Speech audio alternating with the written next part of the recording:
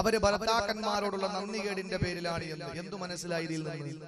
നരകത്തിൽ പ്രവേശിക്കപ്പെടുന്നതിൽ 90% സ്ത്രീകളും വിവാഹിതകളായ സ്ത്രീകൾ. എന്റെ പ്രിയപ്പെട്ട സഹോദരങ്ങളെ, അല്ലാഹുവിന്റെ റസൂൽ പഠിപ്പിച്ച ഈ ഹദീസ് അവസാന ഈ പ്രഭാഷണത്തിന്റെ അവസാനം വരെയും എന്റെ സഹോദരിമാരുടെ മനസ്സിൽ, പ്രത്യേകിച്ച് എന്റെ സഹോദരങ്ങളുടെ മനസ്സിൽ എങ്ങനെ കഴിയും? എന്റെ പ്രിയപ്പെട്ടവരെ, നമ്മൾ സ്വർഗത്തിൽ പോകുന്ന നമ്മുടെ ഭാര്യമാരെ നരകത്തിൽ വിടാൻ നമുക്ക് എങ്ങനെ കഴിയും? ഇവിടെ നമ്മൾ പിരിഞ്ഞിരിക്കൂല. ഗൾഫിൽ പോകുന്ന ചെറുപ്പക്കാരൻ, ആദ്യമായിട്ട് ഗൾഫിൽ പോകുന്നവൻ 6 മാസം വരെ ജോലിക്കും പോകൂല, ഫോണും വിളിക്കൂല. ഫോൺ എടുത്ത് വെച്ചാൽ ഇവിടെ നിന്ന് വിളിക്കുന്ന, നാട്ടിൽ നിന്ന് വിളിക്കുന്ന ഭാര്യ ഇവിടെ നിന്ന് കരച്ചിലാണ്. ഇവളെ കരച്ചിൽ തളരുമ്പോൾ അവിടെ ഭർത്താവ് ഇങ്ങോട്ട് കരയുക. അങ്ങനെയാണ് 6 മാസത്തോളം ഈ രീതിയിൽ ഭാര്യ മാറി നിൽക്കാനും പിരിഞ്ഞിരിക്കാനും കഴിയാത്ത ഭർത്താക്കന്മാരെ കാലാകാലമുള്ള അല്ലാഹുവിന്റെ സ്വർഗ്ഗത്തിൽ നിന്റെ ഭാര്യ നരകത്തിൽ കിടന്ന് പീഡിപ്പിക്കപ്പെടുമ്പോ എങ്ങനെയാണ് എന്റെ സഹോദരങ്ങളെ സ്വർഗ്ഗത്തിൽ കിടക്കാൻ നിനക്ക് കഴിയുക? അതുകൊണ്ട് നിന്റെ ഭാര്യയെ നീ നിലയ്ക്ക് നിർത്തണം. നിന്റെ ഭാര്യ ഇന്ന് എല്ലാവർക്കും പേടിയാണ്, ഇൻഷാ അല്ലാഹ് വിശദീകരിക്കാം. അല്ലാഹു തആല ആരോഗ്യത്തോടെ വർത്തമാനം കേൾക്കാനും ജീവിതത്തിൽ പ്രാവർത്തികമാക്കാനും അല്ലാഹു തൗഫീഖ് നൽകി അനുഗ്രഹിക്കുമാറാകട്ടെ. അല്ലാഹുവിന്റെ റസൂൽ പഠിപ്പിച്ച 4 വിഭാഗം സ്ത്രീകൾ, ആ സ്ത്രീകൾ നരകത്തിലാണ് എന്ന് അല്ലാഹുവിന്റെ റസൂൽ പഠിപ്പിച്ചു. ഒരു ദിവസം അല്ലാഹുവിന്റെ റസൂൽ എന്റെ സഹാബത്തിനോട് പറയുകയാണ്, സഹാബത്തേ, അർബഅതും മിനൻ നിസാഇ ഫിന്നാർ, 4 വിഭാഗം സ്ത്രീകൾ നരകത്തിലാണ്. അല്ലാഹുവിന്റെ റസൂൽ തന്റെ സഹാബത്തിനോട് പറയുകയാണ്, 4 വിഭാഗം സ്ത്രീകൾ നരകത്തിലാണ് സ്വഹാബത്തേ. അവരിനി എന്തു ചെയ്താലും ഈ 4 പ്രവർത്തനങ്ങളിൽ അവർ പെട്ടുപോയിട്ടുണ്ടെങ്കിൽ അവർ അല്ലാഹുവിന്റെ നരകമുണ്ടല്ലോ. ഏതു നരകമാണ് എന്റെ പെങ്ങളെ? നരകത്തിലുണ്ട് ആഴമേറിയ കുണ്ടുകൾ, വിഷമോട്ട പാമ്പതിലുണ്ട് ഉഗ്രന തേളുകൾ. അല്ലാഹുവിന്റെ കത്തിക്കാലം നരകത്തിൽ കത്തിക്കപ്പെടുന്നത് എന്താണ്? പെട്രോൾ അല്ല, ഡീസൽ അല്ല, ഗ്യാസ് അല്ല, മണ്ണെണ്ണയല്ല. എന്റെ പെങ്ങന്മാരെ, അടുക്കളയുമായി ഏറ്റവും കൂടുതൽ ബന്ധപ്പെടുന്നത് നിങ്ങളാണ്. എന്തോ ഒരു ചൂടാണ് നിങ്ങൾക്കറിയുമല്ലോ. ഇതുപോലത്തെ ചൂടല്ലല്ലോ നരകത്തിലെ ചൂട്. നരകത്തിലെ ചൂടിനെ പറ്റിയിട്ട് അല്ലാഹു തആല പറഞ്ഞതെന്താ? അശദ്ദു ഹർറാ,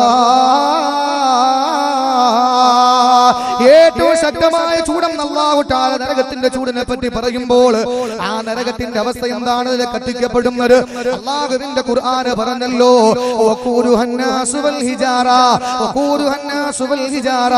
ആ നരകത്തിൽ കത്തിക്കപ്പെടുന്നത് മനുഷ്യബുദ്ധിയെ പരസ്യമായിട്ട് അവഹേളിക്കുന്ന ശിലാവിഗ്രഹങ്ങളും ആ ശിലാവിഗ്രഹങ്ങളുടെ മുമ്പിൽ കൈകൂപ്പി നിൽക്കുന്ന വിഗ്രഹാരാധകരായ മനുഷ്യരെയുമാണ് അല്ലാഹു തആല നരകത്തിലിട്ട് കത്തിക്കുന്നതെന്ന് ഖുർആൻ പറയുമ്പോ, അല്ലാഹുവിന്റെ പരിശുദ്ധമായ ഖുർആൻ വിശദീകരിക്കുമ്പോ, എന്റെ സഹോദരിമാരെ, നരകത്തിന്റെ ആ ഭീകരമായ ചൂടില് 4 വിഭാഗ സ്ത്രീകൾ പ്രവേശിക്കപ്പെടുമെന്ന് അല്ലാഹുവിന്റെ റസൂൽ പറയുമ്പോൾ നബി തങ്ങൾ പറഞ്ഞാൽ അതിൽ സംശയിക്കല്ലേ. അല്ലാഹുവിന്റെ റസൂൽ പറഞ്ഞാൽ പല്ലിളിക്കണ്ട, നെറ്റിച്ചുളിക്കണ്ട.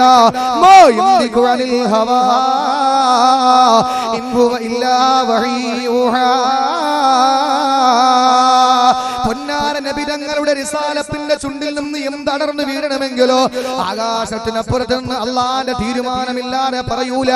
പടച്ചതമ്പുരാനും അറിയിച്ചു കൊടുത്തു. അതല്ലാതെ 23 വർഷക്കാലത്തിന്റെ ജീവിതത്തിൽ റസൂലുള്ളാഹൊന്നും മിണ്ടിയിട്ടില്ല. എന്റെ പ്രിയപ്പെട്ട സഹോദരങ്ങള്, നബി തങ്ങൾ പറഞ്ഞാൽ പടച്ചതമ്പുരാന് പറഞ്ഞത് പോലെയല്ല, അള്ളാഹ് പറഞ്ഞത് തന്നെയാണ്, അതിൽ സംശയമില്ല. ആ നബി തങ്ങളല്ലേ പറഞ്ഞത്. 14 മുമ്പ് അള്ളാന്റെ റസൂൽ പറയുകയാണ്, അർബഅതും മിനൻ നിസാഇ ഫിന്നാർ, 4 വിഭാഗ സ്ത്രീകൾ നരകത്തിലാണ്. 4 വിഭാഗ സ്ത്രീകൾ നരകത്തിലാണ് എന്ന് അല്ലാഹുവിന്റെ റസൂൽ പഠിപ്പിക്കുമ്പോ സഹാബാക്കൾക്ക് ആശങ്കയാണ്. വ്യാകുലരായിക്കൊണ്ട്, വിഷണ്ണരായിക്കൊണ്ട്, സംഭീതരായി, പരിഭ്രമചിത്തരായി അല്ലാഹുവിന്റെ റസൂലിന്റെ സഹാബാക്കൾ നബി തങ്ങളോട് ചോദിക്കുകയാണ്, നബിയേ, ഫിദാക അബീ വ ഉമ്മി യാ റസൂലല്ലാഹ്, അല്ലാഹുവിന്റെ നബിയാ 4 വിഭാഗം ആരാണെന്ന് പറയുക. ആ 4 വിഭാഗം ആരാണെന്നൊന്ന് പറഞ്ഞാലും നബിയേ. കാരണം എന്താ? സഹാബത്തിന് പേടിയായി പോയി. നമ്മുടെ ഭാര്യമാർ അതിൽ പെടുവോ? നമ്മുടെ സഹോദരിമാർ അതിൽ പെടുവോ? നമ്മുടെ പൊന്നാര മക്കൾ അതിൽ പെടുവോ? നമ്മുടെ ഉമ്മമാര് മാതാക്കൾ അതിൽ പെടുമോ എന്നുള്ള പേടിയോടെ സഹാബാക്കൾ തലയിലൊരു മാടപ്രാവ് വന്നിരുന്നാല് തലയിണക്കിയാല് പറന്നു പോകുമോ എന്ന ആശങ്കയോടെ തലയിണക്കാതിരിക്കുന്നത് പോലെ ആദരവോടെ ബഹുമാനത്തോടെ അല്ലാഹുവിന്റെ റസൂലിന്റെ മുമ്പിൽ നിരന്നിരിക്കുന്ന സഹാബത്തിനോട് അല്ലാഹുവിന്റെ റസൂൽ പറയുകയാണ്, 4 വിഭാഗ സ്ത്രീകളെ നരകത്തിലാണ്. എന്റെ ഉമ്മമാര്, പെങ്ങന്മാര്, സഹോദരിമാര് കേട്ടുകൊള്ളട്ടെ. ഇൻഷാ അല്ലാഹ് ഈ 4 വിഭാഗത്തിൽ ഏതെങ്കിലും ഞാൻ പെട്ടിട്ടുണ്ടെങ്കിൽ ഈ പാതിരാത്രി തന്നെ പശ്ചാത്തപിക്കുന്നതാ. വേണ്ട, ഇനി സുഖകരമായ ജീവിതം എനിക്ക് വേണ്ട, അല്ലാഹുവിന്റെ സ്വർഗ്ഗം എനിക്ക് വേണ്ടേ, ദാറുസ്സലാം വേണ്ടേ, ജന്നാത്തുൽ ഖുൽദ് വേണ്ടേ, ജന്നാത്തുൻ നഈം വേണ്ടേ, ജന്നാത്തുൽ ഫിർദൗസ് വേണ്ടേ. ഇങ്ങനെയെങ്കിലും ജീവിച്ചങ്ങ് തീർക്കാനുള്ളതല്ലല്ലോ എന്റെ ജീവിതം എന്ന് കരുതിക്കൊണ്ട് എന്റെ പെങ്ങളെ 4 വിഭാഗത്തിൽ പെട്ടുപോയാ എന്റെ സഹോദരിമാരെ ഈ പാതിരാത്രി തന്നെ പശ്ചാത്തപിച്ച് മടങ്ങിക്കോ. സമയം അതിക്രമിച്ചു പോയി, ലോകാവസാനം അടുത്തിരിക്കുകയാ എന്റെ പെങ്ങന്മാരെ. അതുകൊണ്ട് ഇനിയെങ്കിലും ജീവിച്ചോ, നല്ലതുപോലെ ജീവിച്ചോ. റസൂലുള്ളാഹി എണ്ണി പറയുന്നത് ഞാനെന്ന് എണ്ണട്ടെ. 4 വിഭാഗ സ്ത്രീകളെ നരകത്തിലാണ് എന്ന് അല്ലാഹുവിന്റെ റസൂല് പറഞ്ഞില്ല. ആദ്യമായിട്ട് നബി തങ്ങൾ പറഞ്ഞതാരെന്നറിയോ? ഇംറഅത്തുൻ ബദിയത്തുൽ ലിസാനി അലാ സൗജിഹാ. ഒന്നാമത്തെ വിഭാഗത്തിൽ അല്ലാഹുവിന്റെ റസൂൽ നീര് നാവ് കൊണ്ട് ഭർത്താവിനെ ബുദ്ധിമുട്ടിക്കുന്ന പെണ്ണാണ്. നാവ് കൊണ്ട് ഭർത്താവിനെ ബുദ്ധിമുട്ടിക്കുന്ന പെണ്ണേ. രാവിലെ പാടത്ത് പണിയെടുക്കാൻ പോകുന്ന പാവപ്പെട്ട ഭർത്താവ് വൈകുന്നേരം തിരിച്ചു നിന്റെ വീട്ടിലേക്ക് വരുമ്പോൾ സഭ്യതയില്ലാത്ത വാക്ക് പറയുന്ന പെണ്ണേ, അശ്ലീല ചുവയുള്ള സംസാരം പറയുന്ന പെണ്ണ്. നീ ഓർത്തോ, റസൂലുള്ളാഹി 4 പേരിൽ ആദ്യമായിട്ട് എണ്ണിയത് എന്റെ പെങ്ങളെ നിന്നെ പറ്റിയിട്ടാണ്. ഇംറഅത്തുൻ ബദിയത്തുൽ ലിസാനി അലാ സൗജിഹാ. നാവ് കൊണ്ട് ഭർത്താവിനെ പിടിച്ചു നിർത്തുന്ന ഭാര്യ, നാവ് കൊണ്ട് ഭർത്താവിനെ വരച്ച വരയിൽ നിർത്തുന്ന പെണ്ണേ, നീയാണ് ഒന്നാമത്തെ വിഭാഗമെന്ന് മദീനയുടെ മണവാളൻ നബി മുഹമ്മദ് മുസ്തഫ. ഒന്നാമത്തെ വിഭാഗം നാവ് കൊണ്ട് ഭർത്താവിനെ ബുദ്ധിമുട്ടിക്കുന്ന പെണ്ണ. ആകെ ഭാര്യയ്ക്ക് ഭർത്താവിന്റെ മുമ്പിൽ പിടിച്ചു നിൽക്കാൻ കഴിയുന്ന ഒരേ ഒരു അവയവം അത് നാവാണ്. ഈ നാവിന്റെ മുമ്പിൽ എത്ര വില്ലാളി വീരനാണെങ്കിലും എത്ര ആരോഗ്യമുള്ളവനാണെങ്കിലും ഭാര്യയുടെ നാവിന്റെ മുമ്പിൽ എന്റെ പ്രിയപ്പെട്ടവരെ എല്ലാവരും ഏത്തയിടും, അതിൽ യാതൊരു സംശയമില്ല.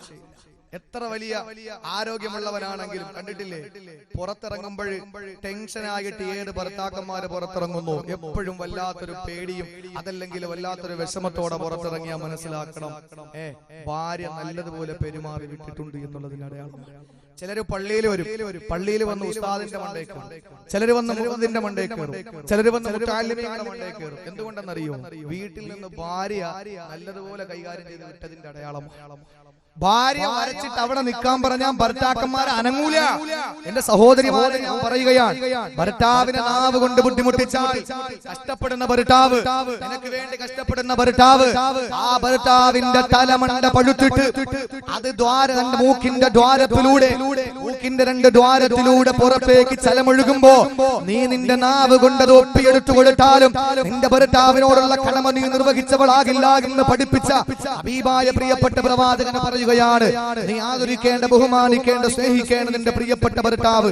ആ ഭർത്താവിന്റെ മുഖത്ത് നോക്കിയിട്ട് നീ സഭ്യതയില്ലാത്ത വാക്ക് പറഞ്ഞാൽ, അസഭ്യം ചൊരിഞ്ഞാൽ, നീ അശ്ലീല ചുവയുള്ള വാക്ക് പറഞ്ഞാൽ, ആദരിക്കാതെ ബഹുമാനിക്കാതെയുള്ള വാക്കുകൾ പറഞ്ഞാൽ നീ ഒന്നാമത്തെ വിഭാഗത്തിൽപ്പെട്ടു. സഹോദരിമാര് പറയും, ഉസ്താദേ ഇനി 3 എണ്ണം പറയണ്ട, അൽഹംദുലില്ലാഹ് നരകത്തിൽ പോകാൻ പറ്റുന്ന രീതിയിൽ കൂടി ഞാൻ ആയിരിക്കുകയാണ്, ഇനി 3 എണ്ണം പറയണമെന്നില്ല. ചില ഭർത്താക്കന്മാര് പറയും, അങ്ങനെ വാള് പറഞ്ഞു കൊടുക്കും മുസ്ലിയാരെ, ഇന്നെങ്കിലും സന്തോഷമായിട്ട് കിടന്നു. ഭാര്യമാർ അങ്ങനെ.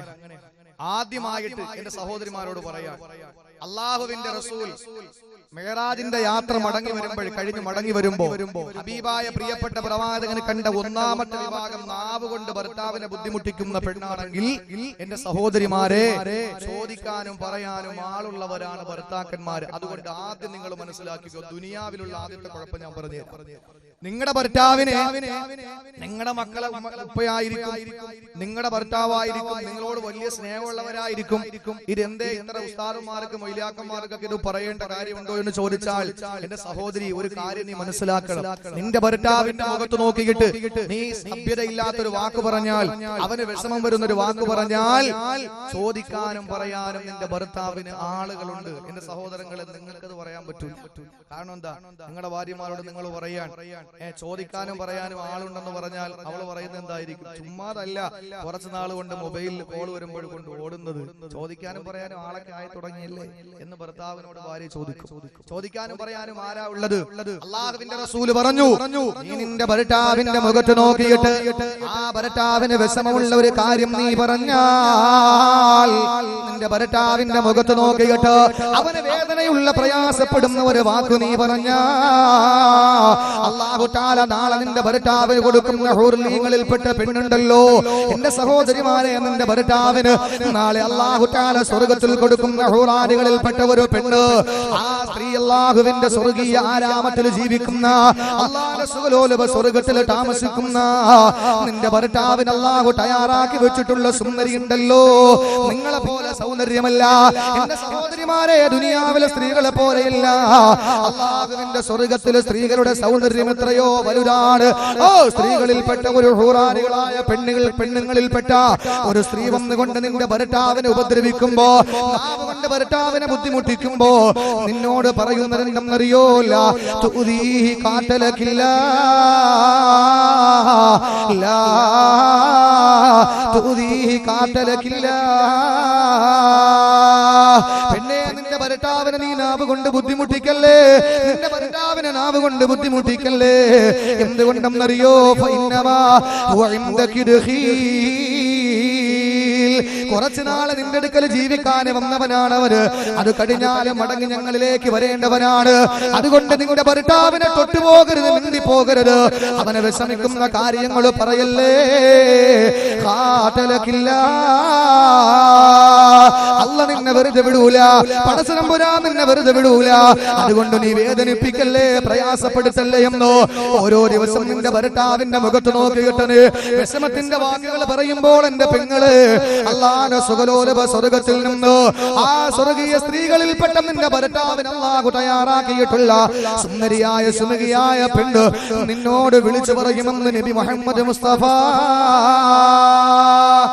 അതുകൊണ്ട് എന്റെ സഹോദരിമാരെ, ഒന്നാമത് ഹൂറാനികളായ സ്ത്രീകൾ നിങ്ങൾക്ക് താക്കീത് നൽകുകയാണ്.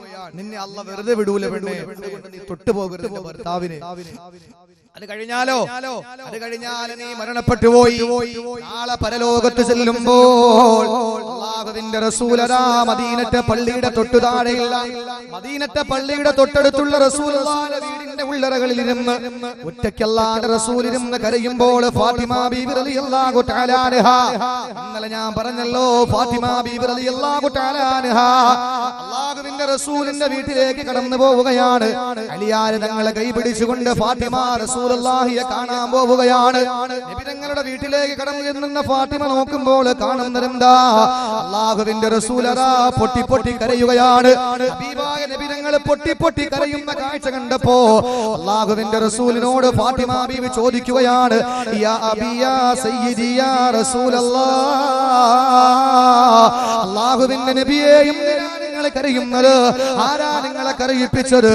എന്തോർത്തിട്ടാ നബിയെ നിങ്ങൾ കരയുന്നതെന്ന് ചോദിക്കുമ്പോ അല്ലാഹുവിന്റെ പ്രിയപ്പെട്ട പ്രവാചകൻ ഫാത്തിമയോട് പറയുന്നു, ഫാത്തിമ, ഞാൻ നരകം കണ്ട ആ രാത്രിയില്, നരകം കണ്ടുപോയ രാത്രിയില് ഒരു പെണ്ണിനെ അല്ലാഹു പീഡിപ്പിക്കുന്ന രംഗം കണ്ടപ്പോ, മാലാഖമാര് ആ പെണ്ണിനോട് കാണിക്കുന്ന പീഡനങ്ങൾ കണ്ടപ്പോ, ഫബകൈതു യാ ഫാത്തിമ, ഞാൻ അതുകൊണ്ടാണ് കരഞ്ഞു പോകരുതെന്ന് പറയുമ്പോ എന്റെ ഭർത്താക്കന്മാരായ സഹോദരങ്ങളോട് പറയട്ടെ, നിങ്ങളുടെ ഭാര്യയ്ക്കൊരു രോഗം വരുന്നത് സഹിക്കാൻ നിങ്ങൾക്ക് കഴിയൂല, നിങ്ങളുടെ ഭാര്യയ്ക്കൊരു തലവേദന വന്നാൽ നിങ്ങൾക്ക് സഹിക്കൂലല്ലോ. എത്രയോ ഭാര്യമാരെയാ ഭർത്താക്കന്മാര് പൊന്നുപോലെ നോക്കുന്നത്. എന്റെ സഹോദരങ്ങളെ, കഴിഞ്ഞ ദിവസം പ്രവാസനം നടത്തുന്ന വേദിയിൽ എത്രയോ വർഷമായി, 8ഓളം വർഷമായി ഭാര്യയ്ക്ക് ക്യാൻസറാ. ആ പ്രിയപ്പെട്ട ഭർത്താവെന്ന പ്രിയപ്പെട്ട സഹോദരൻ, എന്റെ പ്രിയപ്പെട്ട പ്രിയപ്പെട്ടവരെ, ആ ഭാര്യയെ പൊന്നുപോലെയാ നോക്കുന്നത്. ബാത്റൂമിൽ കൊണ്ടുപോകണമെങ്കിലും ഭർത്താവ് വേണം, ആഹാരം കൊടുക്കണമെങ്കിലും ഭർത്താവ് വേണം. എന്തിനും ഭർത്താവില്ലാതെ കഴിയാത്ത അവസ്ഥയില് ആ സഹോദരനെ സഹോദരിയെ കളഞ്ഞില്ലല്ലോ, ആ ഭർത്താവ് ഭാര്യയെ കളഞ്ഞില്ലല്ലോ. എന്റെ പ്രിയപ്പെട്ടവരെ, ഭാര്യമാർക്കൊരു രോഗം വന്നാ സഹിക്കാത്ത ഭർത്താക്കന്മാര്, നിങ്ങളുടെ ഭാര്യമാരെ നിങ്ങളെ നാവ് കൊണ്ട് ബുദ്ധിമുട്ടിക്കുന്നെങ്കിൽ നിങ്ങൾ പറയുന്നത് എന്റെ പ്രിയപ്പെട്ടവളല്ലേ, ഞാനങ്ങ് സഹിച്ചോളാമെന്ന് പറയല്ലേ. നിങ്ങളുടെ ഭാര്യയോട് പറഞ്ഞു കൊടുത്തേക്ക്.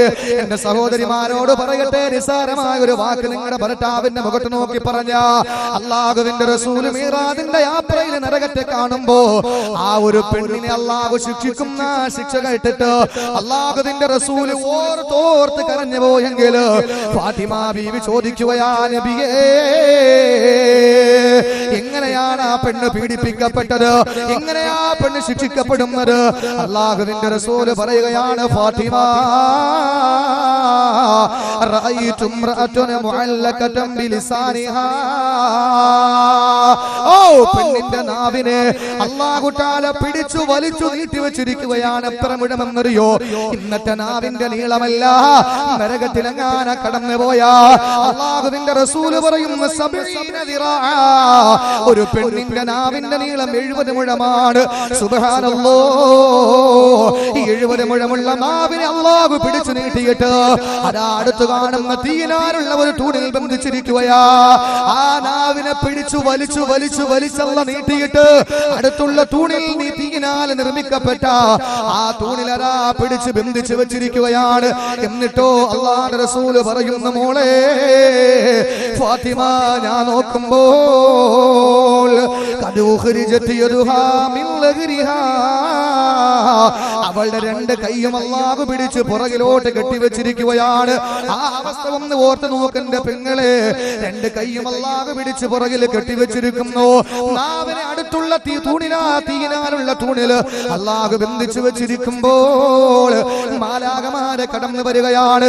ഓ, മാലാഖമാര് എന്താണ് ചെയ്യുന്നതെന്നറിയോ? ഇവളുടെ വാ പിടിച്ച് പിളർത്തിയിട്ട്, അവളുടെ വാ അല്ലാഹുവിന്റെ മാലാഖമാര് പിടിച്ച് പിളർത്തിയിട്ട് ആ വായിൽ വൽ ഖുത്റാനു യുസബ്ബു ഫീ ഹൽഖിഹാ, ചൂട് ടാറിനെ ഉരുക്കി ഒഴിച്ചു കൊടുക്കുകയാണ്. ഇന്നെന്റെ സഹോദരങ്ങളെ, നാഷണൽ ഹൈവേയിൽ ഉരുക്കി ഒഴിക്കുന്ന ടാറിന്റെ കഥയല്ല, നരകത്തിന്റെ ടാറിന്റെ കഥയാണ് പറയുന്നത്. എന്തോരു ചൂടാണ് എന്റെ സഹോദരങ്ങളെ, ചിന്തിക്കാൻ കഴിയില്ല. നമ്മുടെ മനസ്സിലൊരു മനക്കോട്ട കൂട്ടാൻ കഴിയില്ല.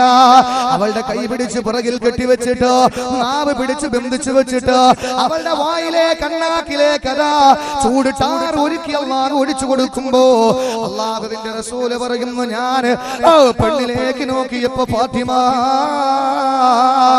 അവൾക്കൊന്ന് നിലവിളിക്കാൻ കഴിയുന്നില്ല, നാവില്ല, കൈ കൊണ്ടൊന്ന് തട്ടിക്കളയാൻ കഴിയുന്നില്ല, കൈ രണ്ടും പിടിച്ചല്ല പുറകിൽ കെട്ടിവെച്ചിരിക്കുകയാ. ഇത്രത്തോളം ഭീകരമായ ശിക്ഷ ഏറ്റുവാങ്ങുന്ന പെണ്ണിനെ ഞാൻ കണ്ടു ഫാത്തിമ, ഞാൻ കണ്ടു എന്ന് റസൂലുള്ളാഹി ഫാത്തിമ ബീവിയോട് പറയുമ്പോൾ ഫാത്തിമ ബീവി കരഞ്ഞുകൊണ്ട് ചോദിക്കുന്നു, നബിയേ, എന്ത് തെറ്റാണ് ആ പെണ്ണ് ചെയ്തത്, എന്ത് തിന്മയാണ് ആ പെണ്ണ് പ്രവർത്തിച്ചതെന്ന് ചോദിച്ചപ്പോ അല്ലാഹുവിന്റെ പ്രിയപ്പെട്ട പ്രവാചകന് ഫാത്തിമ എന്ന പൊന്നുമോളോട് പറഞ്ഞതെന്തെന്നറിയോ? അതേ, ദുനിയാവിലെ നിങ്ങളുടെ നേതാവുണ്ടല്ലോ, നാളെ പരലോകത്തെ നിങ്ങളുടെ നേതാവുണ്ടല്ലോ, ഫാത്തിമത്തുൽ ബത്തൂൽ റളിയല്ലാഹു തആല അൻഹയോട് അല്ലാഹുവിന്റെ റസൂൽ പറഞ്ഞ മറുപടി എന്തെന്നറിയോ? ഇത്രത്തോളം ശിക്ഷിക്കപ്പെടുന്ന പെണ്ണ് നിസ്കരിക്കാത്ത പെണ്ണല്ല, ശീലം കാണുന്ന പെണ്ണല്ല. ആ പെണ്ണ് ആരാണെന്നറിയോ?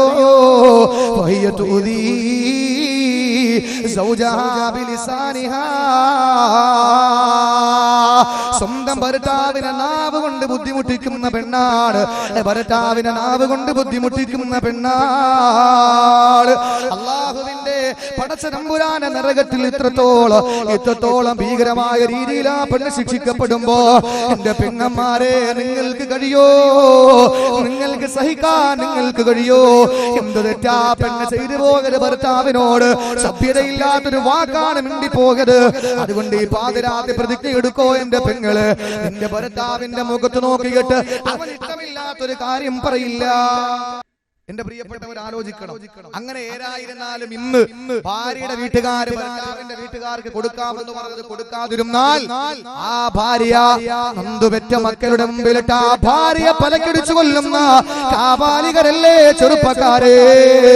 എത്രയോ സ്ഥലങ്ങളിലാണ് അവസാന പെണ്ണിന്റെ സൗന്ദര്യം കാണുമ്പോൾ പെണ്ണുമറി മറ്റൊന്നും വേണ്ട എന്ന് പറഞ്ഞിട്ട് പാവപ്പെട്ട കുടുംബത്തിലെ പെണ്ണിനെ വന്ന് കല്യാണം കഴിച്ചുകൊണ്ട് പോയാൽ അവസാന രണ്ടെണ്ണം പ്രസവിക്കുമ്പോൾ അവളുടെ മുഞ്ചു കുറയുമ്പോ അവളുടെ സൗന്ദര്യം ഒന്ന് കുറഞ്ഞു പോകുമ്പോൾ നിന്റെ വീട്ടിൽ നിന്ന് വാങ്ങിക്കൊണ്ടുവരാനുള്ളത് വാങ്ങിക്കൊണ്ടുവാ എന്ന് പറഞ്ഞിട്ട് നിരന്തരമായി ഭാര്യയെ ബുദ്ധിമുട്ടിക്കുന്ന ഭർത്താക്കന്മാരില്ലേ എന്റെ സഹോദരങ്ങളെ. അവസാനം കൊണ്ടുവരാതിരിക്കുന്ന സന്ദർഭത്തിൽ പിഞ്ചോമനം മക്കളുടെ മുമ്പിലിട്ട് ആ മാതാവിനെ പീസ് പീസാക്കി കൊന്നുകളഞ്ഞ എത്രയോ ചരിത്രങ്ങളായ എന്റെ പ്രിയപ്പെട്ടവരെ പത്രത്തിലൂടെ നമ്മൾ വായിച്ചത്. എന്നാൽ ഇത് മാത്രമല്ലേ നമ്മൾ കണ്ടിട്ടുള്ളൂ. എന്നാൽ നൂറ്റാണ്ട് 14 മുമ്പ് അല്ലാഹുവിന്റെ റസൂൽ ഒരു പുരുഷ പീഡനത്തെ പരിചയപ്പെടുത്തുകയാണ്. എല്ലാവർക്കും അറിയേണ്ട ഉസ്താദേ, പുരുഷ പീഡനം എവിടെയാണ്? എന്റെ സഹോദരങ്ങളെ, പലരുടെയും വീടിന്റെ ഉള്ളറകളില് 4 മതിൽക്കെട്ടിന്റെ ഉള്ളിൽ നടക്കുന്ന പീഡനമാണ് പുറത്തു പറയാൻ മടിക്കുന്നത്. ഒരു മഹല്ല് കമ്മിറ്റിക്കാരുടെ കമ്മിറ്റി ഓഫീസിൽ ഇന്ന് വരെയും ഇങ്ങനെയുള്ള ഒരു സർട്ടിഫിക്കറ്റ് വന്നിട്ടില്ല, ഇന്ന് വരെയും ഇങ്ങനെയുള്ള പരാതി വന്നിട്ടില്ല. എന്തുകൊണ്ടെന്നറിയോ? പുറത്തിറങ്ങി നടക്കാനുള്ള മാനക്കേട് കരുതിയിട്ട് ഭർത്താക്കന്മാര് കടിച്ചിറക്കി കഴിയുന്നതാ, അവർ സഹിക്കുന്നതാണ്. അല്ലാഹുവിന്റെ റസൂൽ നൂറ്റാണ്ട് 14 മുമ്പ് ഒരു പുരുഷ പീഡനത്തെ പരിചയപ്പെടുത്തുകയാണ്. എങ്ങനെയെന്നറിയോ? അല്ലാഹുവിന്റെ റസൂൽ പറയുന്നു, ലൗകാന ജമീഉ മാ ഫിൽ അർളി റഹബൻ വഫില്ലാഹ്. ഒരു പെണ്ണ് അവളുടെ വീട്ടിലുള്ള സർവ്വ സ്വത്തുക്കളും സ്വർണമാകട്ടെ വെള്ളിയാകട്ടെ അവളുടെ സ്വത്ത് മുഴുവനും ഭർത്താവിന്റെ വീട്ടിലേക്ക് കൊണ്ടുപോയി. കല്യാണം കഴിഞ്ഞ പാവപ്പെട്ട ഭർത്താവ്, ഒരു നേരത്തെ ഭക്ഷണം കഴിക്കാനുള്ള ഭാഗ്യമില്ലാതിരുന്ന ഭർത്താവിന്റെ സ്വഭാവം കണ്ടിട്ട് ഒരു പെണ്ണിനെ വാപ്പ കെട്ടിച്ചു കൊടുക്കുമ്പോൾ ആ പെൺകുട്ടി സർവ്വ സ്വത്തുമാകിട്ട് ഭർത്താവിന്റെ വീട്ടിൽ പോയി. ജീവിതത്തിൽ ഏതോ ഒരു നിമിഷത്തിൽ മക്കൾക്ക് ഡൊണേഷൻ കൊടുക്കുന്ന വിഷയമാകട്ടെ, ഏത് വിഷയമാകട്ടെ, പ്രിയപ്പെട്ട ഭാര്യ ഭർത്താവിന്റെ മുഖത്ത് നോക്കിയിട്ട് ഫഖർ നടിച്ചു, അന്തസ് നടിച്ചു. മന്നംദാ ഇന്നമൽ മാലുലി വലാ മാലലക. നീ ആരാണ്? നിനക്കൊന്നുമില്ലായിരുന്നല്ലോ, നീ സുഖിക്കുന്ന എല്ലാ സുഖവും എന്റെ ഉപ്പ നൽകിയതല്ലേ, ഇന്ന് നിന്റെ കയ്യിൽ കിടക്കുന്ന വാച്ചന്റെ ഉപ്പ നൽകിയതല്ലേ, ഇന്ന് നീ യാത്ര ചെയ്യുന്ന വാഹനം എന്റെ ഉപ്പ നൽകിയതല്ലേ, അതുപോലെ ഇന്ന് നീ അനുഭവിക്കുന്ന എല്ലാ സ്വത്തും എന്റെ പിതാവ് കഷ്ടപ്പെട്ട് നിനക്ക് തന്നതല്ലേ. കയറി വരുമ്പോൾ ഒരു നയാ പൈസ എടുക്കാൻ നിന്റെ കയ്യിലില്ലായിരുന്നല്ലോ. ഇന്നൊരു പെണ്ണ് ഭർത്താവിന്റെ മുഖത്ത് നോക്കിയിട്ട് ഏതെങ്കിലും ഒരു സ്ത്രീ എന്ന് പറഞ്ഞ അല്ലാഹുവിന്റെ റസൂൽ പറഞ്ഞതെന്തെന്നറിയോ? എന്റെ പൊന്നു പെങ്ങളെ, നിന്റെ പ്രിയപ്പെട്ട ഭർത്താവ് പാവപ്പെട്ടവനാണ്, നിന്റെ പ്രിയപ്പെട്ട പിതാവ് നിന്റെ ഭർത്താവിന്റെ കൈവെള്ളയിൽ വെച്ച് കൊടുക്കുമ്പോ അവന്റെ സ്വഭാവം കണ്ട് ദീന് കണ്ടിട്ടാ കൊടുത്തത്, അവന്റെ സമ്പത്ത് കണ്ടിട്ടല്ല. ആ ഒരു സാഹചര്യത്തിൽ പാവപ്പെട്ട നിന്റെ ഭർത്താവ് ഏതെങ്കിലും ഒരു ആവശ്യത്തിന് നിന്നോട് പൈസ ചോദിക്കുമ്പോ ഇതിന്റെ പേരിൽ ഭർത്താവിനെ നീ ശകാരിച്ച, പൈസ ഇല്ലാത്തവനാണെന്ന് പറഞ്ഞ് ആക്ഷേപിച്ചു കഴിഞ്ഞ അല്ലാഹുവിന്റെ റസൂൽ പറയുന്ന അഹ്ബത്തല്ലാഹു അമലഹാ വലൗ കാന കസീറാ. അവൾ എത്ര വലിയ ഇബാദത്തുള്ളവളാണെങ്കിലും അവളുടെ അമലുകളെ അല്ലാഹു പൊളിച്ചു കളയും. ഒരുപാട് നിസ്കരിച്ചവളാണ്, ഒരുപാട് തഹജ്ജുദ് നിസ്കരിച്ചവളാണ്, ഒരുപാട് ളുഹാ നിസ്കരിച്ചവളാണ്, അവളുടെ ജീവിതത്തിൽ ഒരുപാട് ഇബാദത്തുകൾ അവൾ എടുത്തു. പക്ഷേ ഭർത്താവിന്റെ മുഖത്ത് നോക്കിയിട്ട് ഒരു വേള പറഞ്ഞു, ഇന്നമൽ മാലുലി വലാ മാലലക. താൻ ആടാ?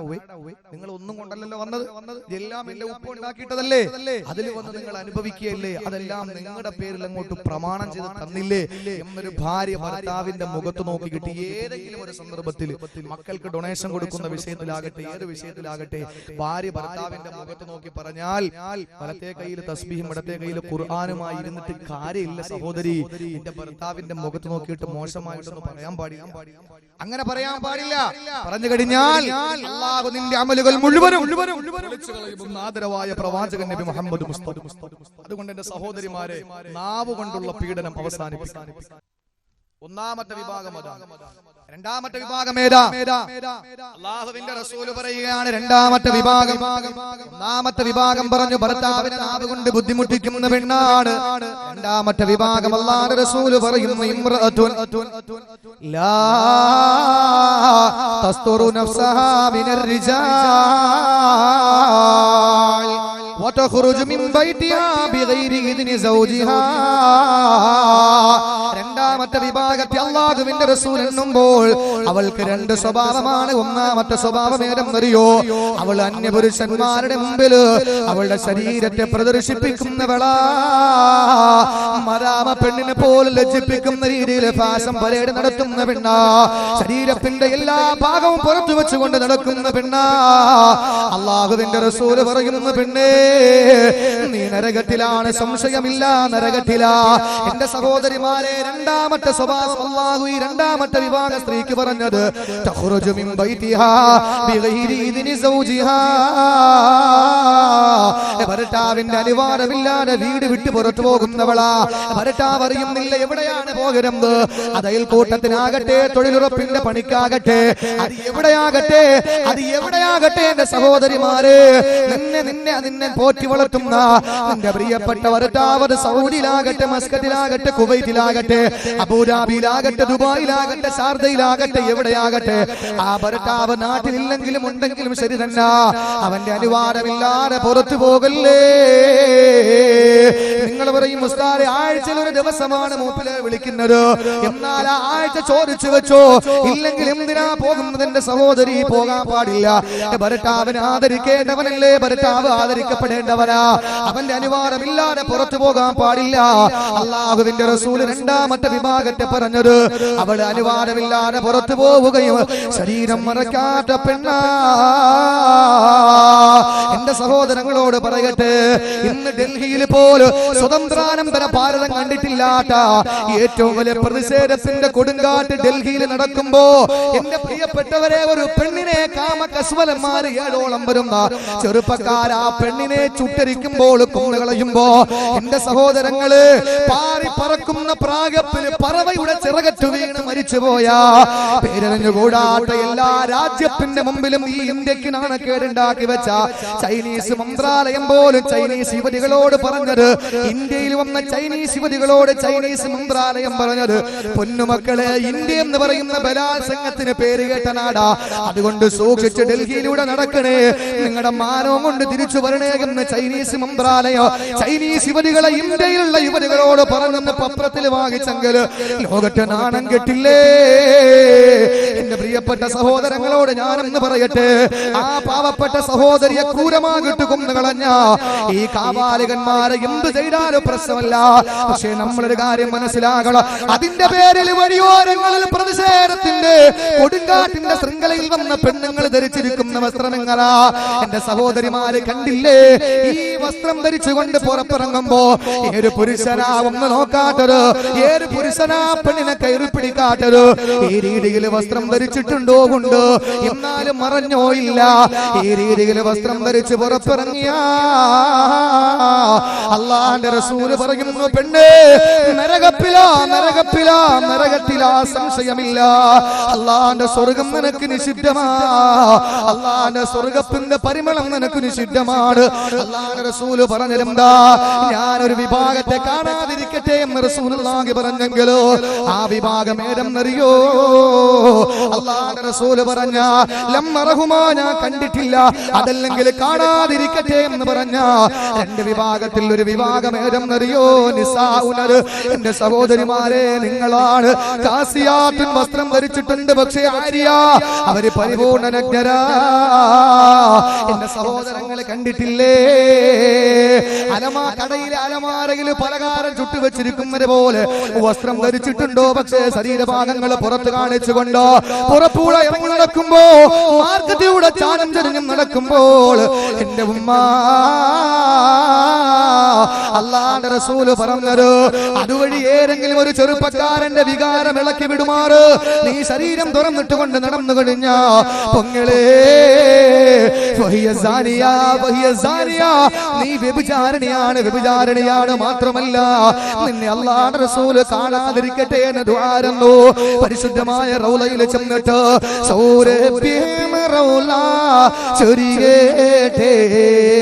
സായൂജ്യം പിന്നിൽ നിറയട്ടെ,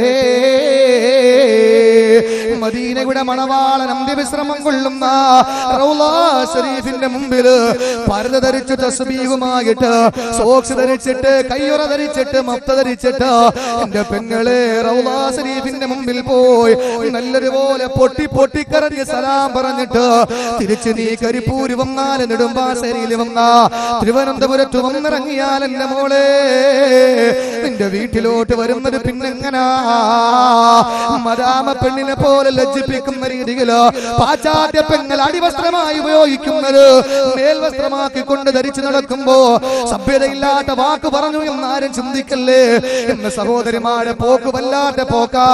അള്ളാഹു കാത്തു രക്ഷിക്കട്ടെ. നീ സലാം പറഞ്ഞ പൊന്നാര നബിയില്ലേ നിന്നെ കാണാതിരിക്കട്ടെ എന്ന് ദ്വാരന്നെങ്കിൽ എന്റെ പൊന്നുമോളെ തീർന്നില്ല. അല്ലാഹുവിന്റെ റസൂല് പറയുകയാണ്, അങ്ങനെ ഏതെങ്കിലും ഒരു സ്ത്രീ ഇറങ്ങി നടന്നു കഴിഞ്ഞാൽ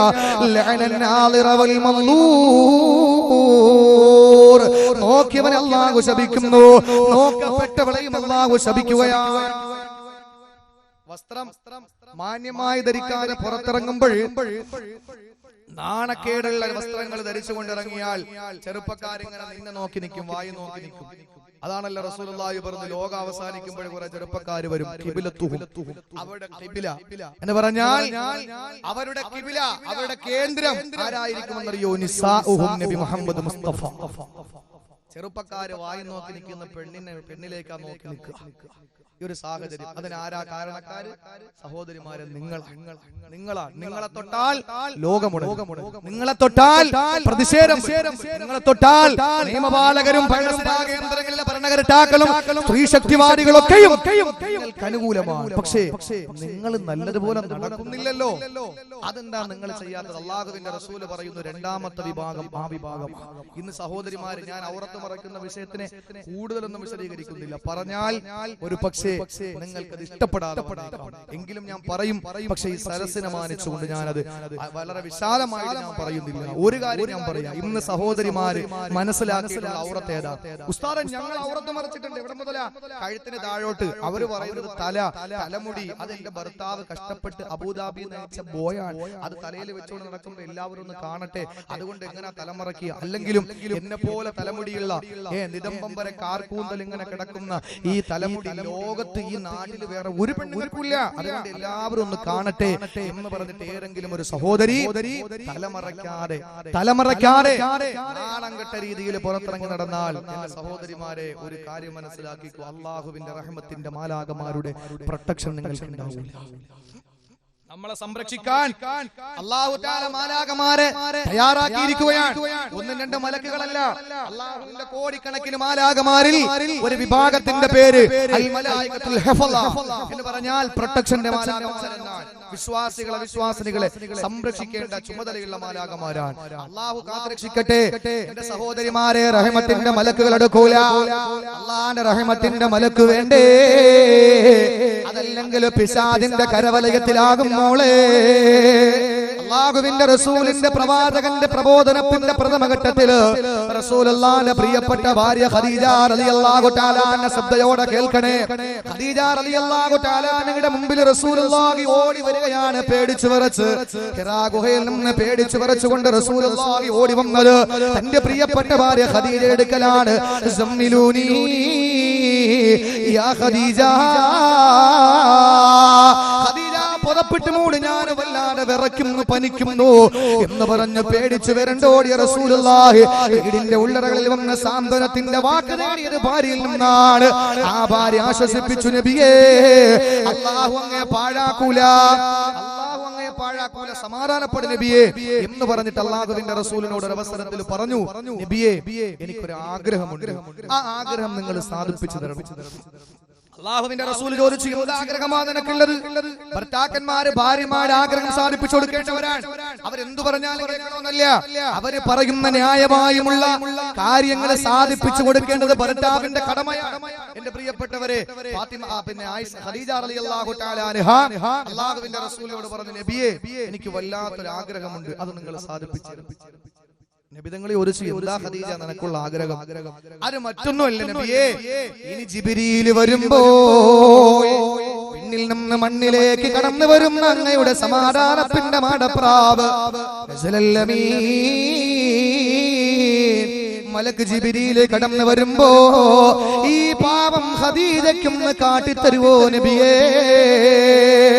അല്ലാഹുവിന്റെ റസൂലിനൊന്ന് ചോദിക്കുകയാണ്, ഭർത്താവിനോട് ആവശ്യപ്പെടുകയാ, അല്ലാഹുവിന്റെ നബിയേ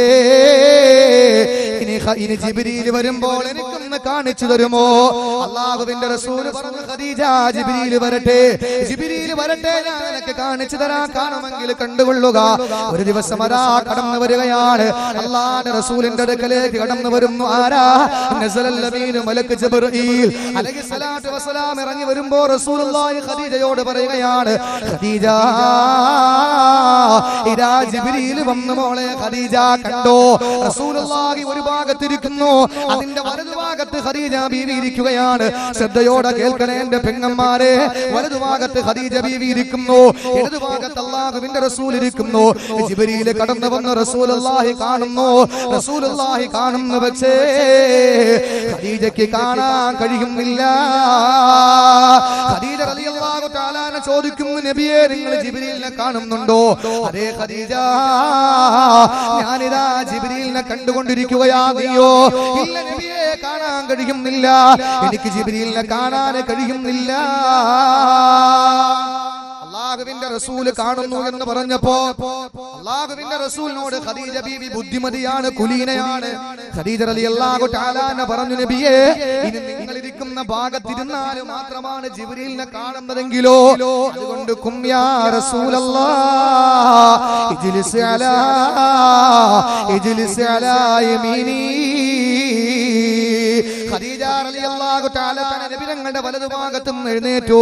ഖദീജ ഇരുന്ന ഭാഗത്ത് റസൂലുള്ളാഹിയെ പിടിച്ചിരുത്തി. എന്നിട്ട് നബി തങ്ങൾ ഇരുന്ന ഭാഗത്ത് ഖദീജ ഇരുന്നു.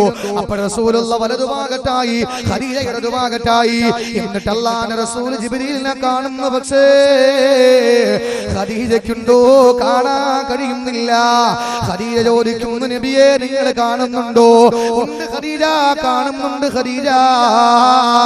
അല്ലാഹുവിന്റെ നബിയേ ഞാൻ കാണുന്നില്ല. ഖദീജയ്ക്ക് പെട്ടെന്ന് ഒരു ഹിക്മത്ത് തോന്നി, ഒരു തന്ത്രം തോന്നി. ഖദീജ റളിയല്ലാഹു അൻഹ നബിയോട് പറഞ്ഞു, നബിയേ ഇനി നിങ്ങൾ എവിടെ ഇരുന്നാലും അതേ ഭാഗത്ത് മാത്രമേ ജിബ്രീൽ വരോളെങ്കിലോ, അതുകൊണ്ട് ഖും യാ റസൂലല്ലാഹ് ഇജ്ലിസ് അലാ ഹിജ്രി. ഹബീബായ നബി തങ്ങളെ പിടിച്ചെഴുന്നേൽപ്പിച്ചു. എന്നിട്ട് ഖദീജ ബീവിയുടെ മടിത്തട്ടിൽ പിടിച്ചിരുത്തി. ഖദീജയുടെ മടിയിൽ പിടിച്ച് റസൂലുള്ളാഹി ഇരുത്തുമ്പോ റസൂലുള്ളാഹി കാണുന്നു, പക്ഷേ ഖദീജയ്ക്ക് കാണാൻ കഴിയുന്നില്ല. ജിബ്രീലിനെ ഖദീജയ്ക്ക് കാണാൻ കഴിയുന്നില്ല. ആ സന്ദർഭത്തിൽ ഖദീജ റളിയല്ലാഹു അൻഹ ചോദിക്കുകയാ, ഇപ്പോഴും കാണുന്നുണ്ടോ നബിയേ? അതേ കാണുന്നു ഖദീജ. നിനക്കോ? ഇല്ല യാ റസൂലല്ലാഹ്, എനിക്ക് കാണാൻ കഴിയുന്നില്ല. കുറെ നേരം നിശബ്ദയായിരുന്ന ഖദീജ റളിയല്ലാഹു തആല അൻഹ, കുറച്ചു നേരം മിണ്ടാതിരുന്ന ബുദ്ധിമതിയായ ഖദീജ റളിയല്ലാഹു അൻഹ കുറച്ചു നേരം കഴിഞ്ഞിട്ട് പെട്ടെന്ന് നബി തങ്ങളോട് ചോദിക്കുകയാ, നബിയെ ഇപ്പോഴൊന്ന് നോക്ക് ജിബ്രീൽ കാണുന്നുണ്ടോ? ഇപ്പോഴൊന്ന് നോക്ക് ജിബ്രീൽ കാണുന്നുണ്ടോ? അല്ലാഹുവിന്റെ റസൂൽ നോക്കുമ്പോ ഇല്ല ഇല്ല,